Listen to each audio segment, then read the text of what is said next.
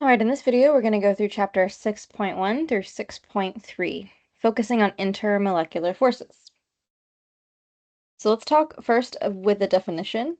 So we've been talking about intramolecular forces, and intra means within. So we've been talking about things like ionic bonds, covalent bonds, things that are within the molecule or within between the atoms. And they are a lot stronger than intermolecular forces, which are attractions between molecules and between molecules and ions.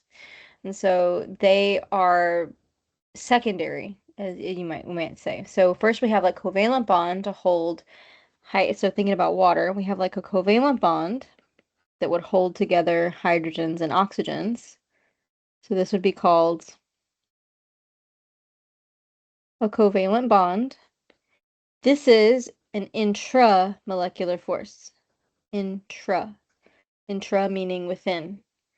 Then, if we have multiple water molecules, these little Mickey Mouse looking things are showing us a water molecule. So, if we think about a water molecule in its shape, they're using oxygen as the red atom, and then the white one is the hydrogen. You can't see that, but the white one is the hydrogen. So we can see here, just kind of looking at it, we've got the oxygen, and then you have the two hydrogens. So when we're looking at intermolecular forces, we're looking at what's holding together one water molecule to another water molecule in something like ice. What are the interactions? Something like liquid water, what are the interactions? What are the interactions between gases? In order to investigate this, we can look at some physical properties and get an idea of how the strength of the attraction that holds particles together can affect the properties. So for example, if we look at our noble gases going down the periodic table, we know that we get bigger in size, but we also get bigger in our atomic number. We get bigger in our molar mass, or our atomic mass. And it looks like the boiling points also increase. What does it mean to have a higher boiling point than something else? So boiling point is the point at which, so this is the temperature at which a substance boils or evaporates, going from liquid to gas. Liquid to gas phase. And then is at a certain pressure. So we're talking about just normal atmospheric pressure here. And so the higher the boiling point, BPT for boiling point, means a higher temperature that you need to get it to turn to liquid to gas. And what do we need to do to turn it from liquid to gas? So think about liquid particles and how close they are together, and think about how gas particles and how close they are together. Well, gas particles are much more far apart than liquid particles. So to go from liquid to gas, we have to separate the particles. So a higher boiling point equals more energy needed to separate particles, separate liquid particles, and turn them into gas.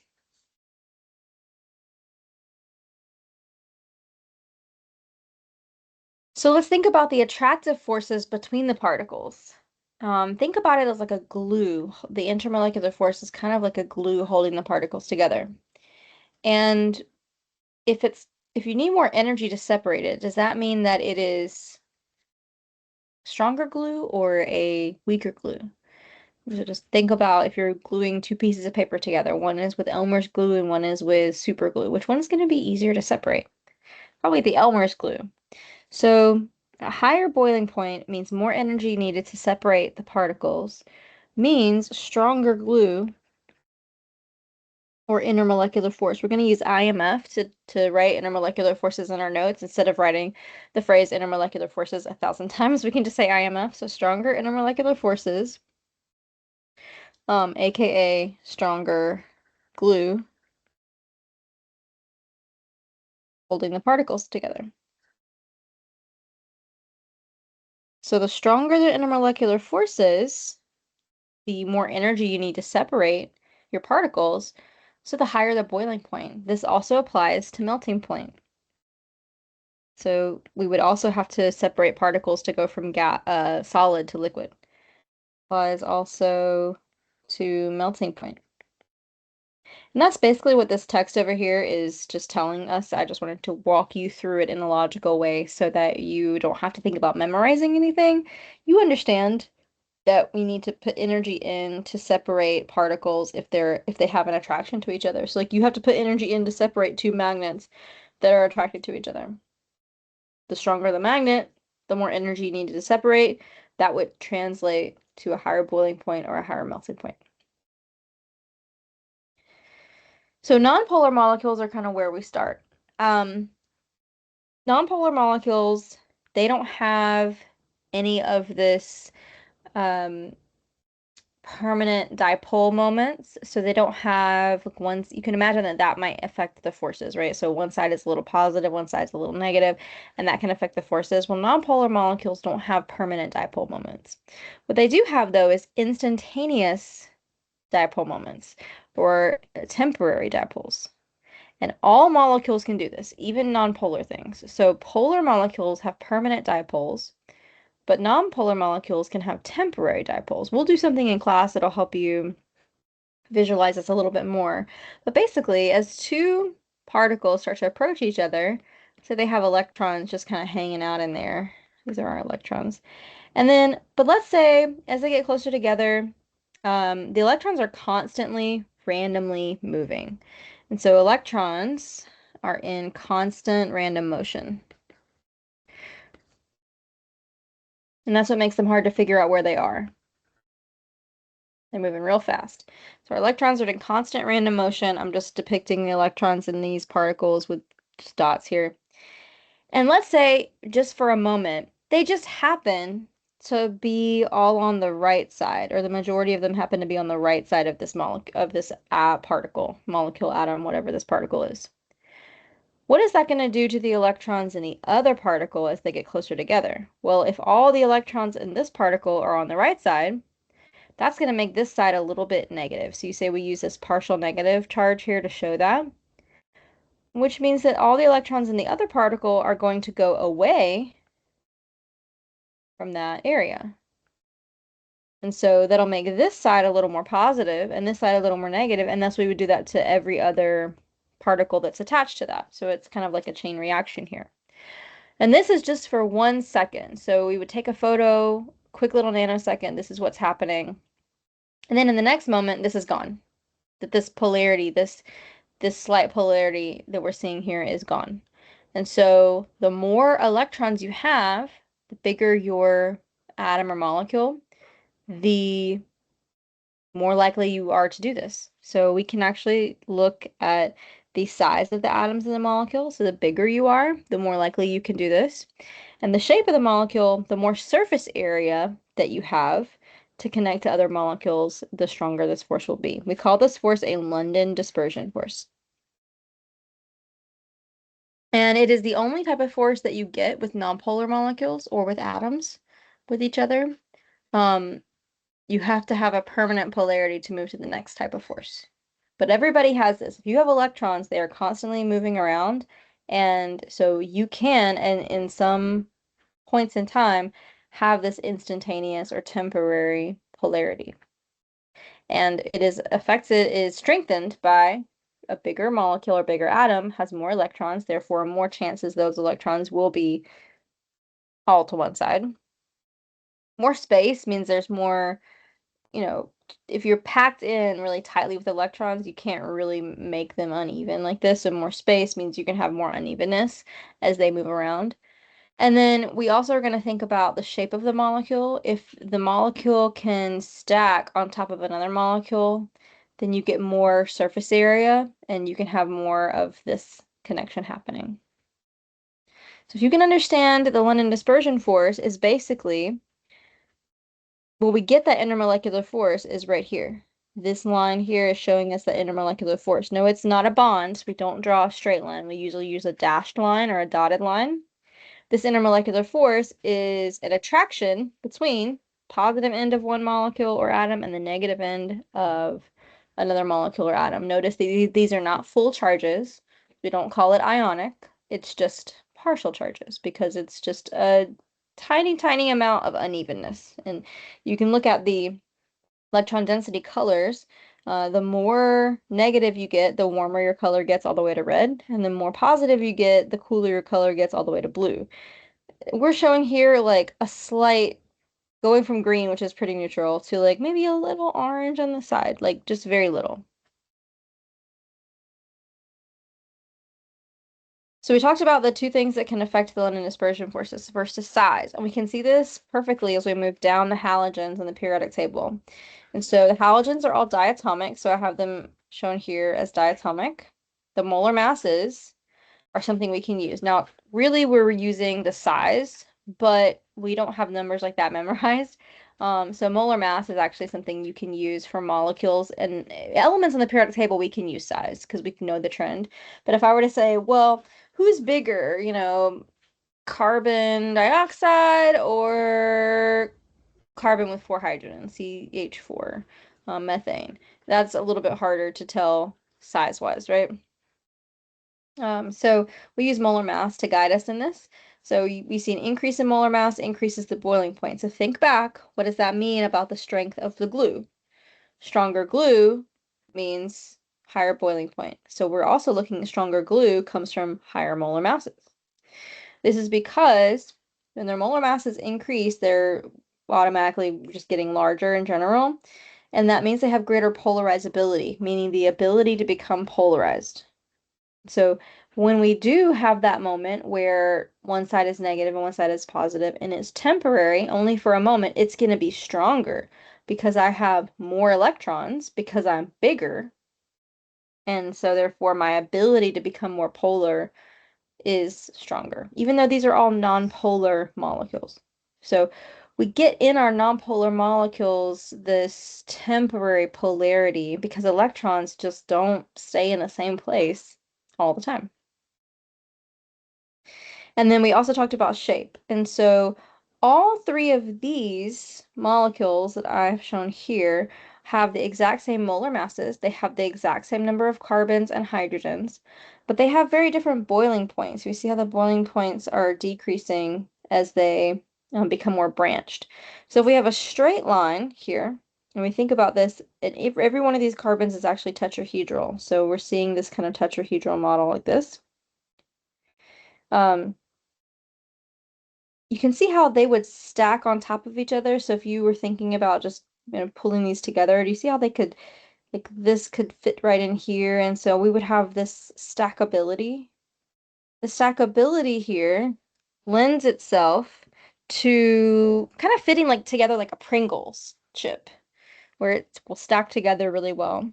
And so it will give us a higher boiling point because imagine you're trying to glue these two pieces together. If they stack on top of each other, more of the surface area of that glue can make it a stronger hold.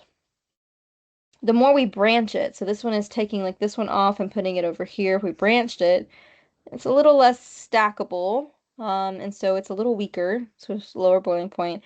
And then if we have all of it branched like this, it's like trying to glue two tennis balls together versus two pieces of paper together. And so the more branched it is, the weaker the London dispersion force is going to be. So for London dispersion forces, the branching is going to be smaller surface areas, which makes a weaker London dispersion force. With size, the smaller the size, the weaker the force, the less polarizable it can be, just to use some of those terms. Some things that are affected by the intermolecular forces, the strength of those London dispersion forces is viscosity. And so as you increase the strength of those intermolecular forces, the molecules, they're stuck together. They don't want to slip past each other. And so it makes something more viscous. Viscous meaning it's more resistant to flowing. And we really see this with the liquid alkanes, which are just carbon-hydrogen compounds. As we increase the number of carbon atoms and molar mass increases, we see the viscosity increase. The next type of intermolecular force is called dipole-dipole interactions. So we can see here, both of these have relatively similar structures, similar number of atoms, around the same molar masses, but look at the difference in the boiling points here. The acetone, or 2-propanone, has a polar bond in it, and that polar bond, not having another polar bond to pull on this trigonal planar shape, is creating a dipole, a net dipole up. So we have a bunch of electrons hanging out up here, and we get, remember, the warmer we get in these images, the more electron density there is. So this area is very negative, and these areas are very positive. And it's permanent because of that oxygen.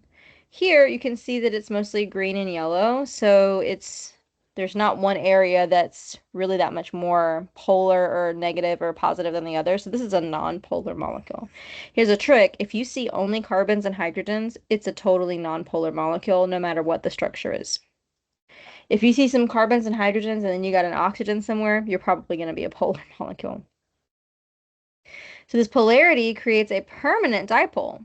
And so now if we imagine that we have, excuse me, no Siri. Imagine that we have two of these guys, because in order to see an intermolecular force, you really need two of them.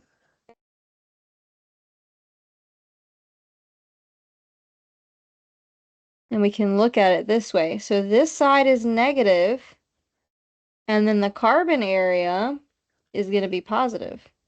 And so our intermolecular force is really in between the two molecules. The bottom end is positive, the top end is negative, and that's going to be your intermolecular force. Let me do this a little bit differently. Just give it a little bit more space here. Okay, so we have negative area and we have positive area. And then we'll do dots here. So that's our intermolecular force. And we call this a dipole-dipole interaction because it is between two polar molecules. You cannot have a dipole-dipole interaction if you don't have a dipole. So nonpolar molecules cannot have this. It's the exact same idea, except instead of the reason being because electrons are randomly moving around, the reason is because we've got a polarity, like a permanent, consistent polarity. But it's still partially positive area of one molecule attracted to partially negative area of another molecule, and it's not a bond. Okay, so we draw a dashed line or dotted line. We don't draw a full line. It's not a bond. It's just an attraction. And then we have hydrogen bonding, which is the strongest of the ones I've shown you so far. And there's a rule to hydrogen bonding. It's exactly the same as dipole-dipole. It's just really, really strong because fluorine, oxygen, and nitrogen are very electronegative and very small. So they can get really close to someone else's electrons in a bond and pull them really hard. So they're really electronegative. And then hydrogen is really tiny and cannot really hold on to its electrons. So you get this big imbalance. It's like the strongest guy at the park and the weakest guy at the park playing tug of war together. And that's what's happening when we have HF, HO, and HN bonds. And it just makes a super duper strong polar bond, and that super duper strong polar bond turns into stronger glue. So the negative is just really strong on this one. It's still partial, so we're not fully ions. And the positive is just really strong on this one. And so the intermolecular force between the positive and the negative is stronger because the partial charges are stronger. So it's like your magnets are stronger, they're going to be held together stronger. So the rules for hydrogen bonding. First, you must have one molecule with H bonded to N, H bonded to O, or H bonded to F. And you must have another molecule with a lone pair of electrons on an N, O, or F. And I said that this is very special dipole-dipole. The molecule also has to be polar. So if you have those two things with your two molecules, you can do hydrogen bonding. What we talk about in class, we'll say like, does this thing have hydrogen bonding? For example, does water have hydrogen bonding? We're imagining a water and another water molecule. So water can do hydrogen bonding with other water molecules. But you can do hydrogen bonding with two different molecules. You can have one water molecule and one acetone molecule because acetone has one of these rules. We look at it. It has oxygen, it has a lone pair on the oxygen. So that's rule number 2. But it doesn't have oxygen bonded to hydrogen or nitrogen or fluorine, right? So we don't have rule number 1, but we do have rule number 2. So water could actually do hydrogen bonding with this thing. So when you're being asked a question, can these two things do hydrogen bonding together? One of them has to have rule 1 and the other molecule has to have rule 2. If you're only talking about one thing, just hydrogen bonding with itself, then that one thing has to have both rules. I hope that makes sense. And your hydrogen bond is not an actual bond. It's just called a bond because it's very strong, but it's not an actual bond. So the hydrogen bond between water molecules is between the H bonded to the O. You see that H is bonded to an O, so that's rule number 1. And then you have the O with the lone pairs. That's rule number 2. And so our hydrogen bond is in between those two. So that'll be my hydrogen bond. It's not the bond between O and H, which is a very common incorrect answer on like a test or quiz where I'll actually draw these out and I'll ask you A, B, C, D, pointed to different areas in the diagram, which one is a hydrogen bond? And a lot of people would say the bond here is a hydrogen bond, and that's not true. That's a covalent bond. This is a covalent bond between oxygen and hydrogen, not a hydrogen bond. No, the word bond is confusing, but that's not a bond. And so we can see in this one diagram how these all have very similar molar masses. So the difference in boiling point cannot be described as just a difference in the London dispersion force strength because they all have around the same molar mass. So these would have around the same London dispersion forces. And by the way, all these molecules have London dispersion forces. All polar molecules have dipole-dipole, and only a special subset of polar molecules can also do hydrogen bonding, but it's cumulative. We don't have or, it's and. So they all have about the same molar mass. So the London dispersion forces are actually about the same. This one has no dipole-dipole or hydrogen bonding. This one has dipole-dipole. The middle one has dipole-dipole, but not hydrogen bonding. And the last one has hydrogen bonding. And you can't tell just by looking at the formula that we don't have hydrogen bonding here, so make sure you're drawing it out to determine if you have hydrogen bonding, because it looks like we have an H and we have an O, but they're not actually touching. They're not bonded together. And so if you see something written with OH on the end, it's written that way to show you the O and the H are bonded together, because otherwise we could just write this as CH4O, but we pull that second H out to show you the O and the H are bonded. It's just a shorthand way to tell from the structure without having to draw it, then we do have hydrogen bond available for this. So even though the dipole moment, and if you're looking at these numbers and you're thinking, hey, the dipole moment is actually bigger here. Yeah, it is bigger, but this one is a stronger. It's not more polar. This one is more polar because it's got a stronger dipole moment. But the one on the right, the methanol, just has hydrogen bonding. And so the whole molecule might not be more polar, but the strength of that hydrogen bond interaction is stronger. So the boiling point is higher. Hydrogen bonding is what holds your DNA together. So how do we know that adenine and thymine are the groups that go together? Well, because they have 2 places for hydrogen bonding, and the other 2, guanine and cytosine, have 3 places for hydrogen bonding. And so that's how the DNA knows like where to fit, is because one molecule has a hydrogen bonding area that has like 3 notches and the other has 2. And so that's how those strands get put together. Ion-dipole interactions are exactly what the name sounds like. They involve an ion and a dipole. A dipole comes from a polar molecule. So if we have a polar molecule, like water, and we have an ionic compound or ions present, you can have ion-dipole. Don't give something ion-dipole on like a test if it doesn't have an ion and a dipole. So you notice that when we have water interacting with something like sodium chloride or table salt, that the water is going to interact with the table salt in a certain way. See how all the hydrogen areas of water are kind of pointed towards this green one? Well, this green one is chlorine, so that's negative.